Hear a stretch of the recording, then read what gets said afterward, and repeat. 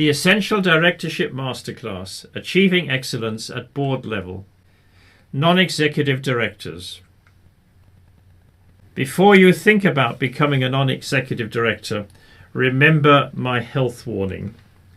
Regulators are now able to hold boards responsible for fraud, bribery and other forms of corruption at a deep level within and even interacting outside the organisation. So what are non-executive directors? Non-executive directors, commonly shortened to NEDs, are members of the board of directors without executive responsibilities. They are appointed from outside the organisation for their independence, expertise and contacts to bring judgement and experience that the executive directors on their own would lack. Non-executive directors attend board meetings and contribute to discussions and decision-making.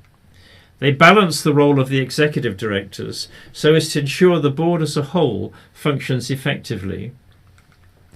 The role of non-executive directors in smaller companies. A non-executive director with experience in larger or more established organisations can contribute corporate expertise and provide a mentoring role in smaller ones. Such an appointment can provide a valuable training opportunity as a first experience on a board.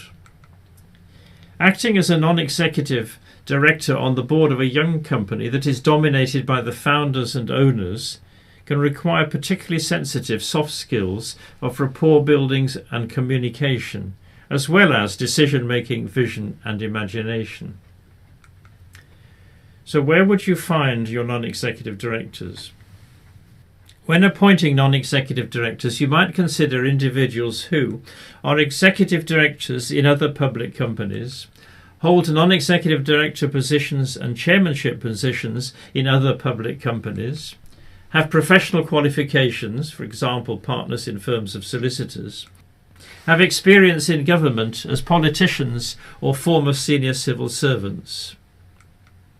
In the Higgs Report in 2003, Suggestions for Good Practice, Higgs states that the role of a non-executive director has several key elements, which non-executives are perhaps in a better position to provide than executives. Strategy, constructively challenge and help to develop proposals on strategy. Performance, scrutinise the performance of executive management in achieving goals and objectives, and monitor reporting of performance. Risk, satisfy themselves about the integrity of financial information and that the systems of internal controls and risk management are robust. People, decide the remuneration for executive directors, play a prime role in the appointment and removal of directors and in succession planning. The importance of independence. The independence of a non-executive director could be challenged, for example, if the individual concerned has a family connection with the chief executive, a problem in some family-controlled public companies, until recently used to be an executive director in the company, until recently used to work for the company in a professional capacity, that could be as a solicitor, accountant or consultant, or receives payments from the company in addition to their fees as a non-executive. So, the role of the non-executive director. What is a non-executive director? Where might you find one? What benefits do they bring? What are their challenges?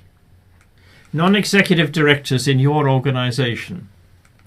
How effective are the relations between executive and non-executive directors on your board? Does each non-executive director have a specified contribution? Do non-executive directors chair committees? Is each non-executive director truly independent? And how effectively do they challenge? And on to the next video.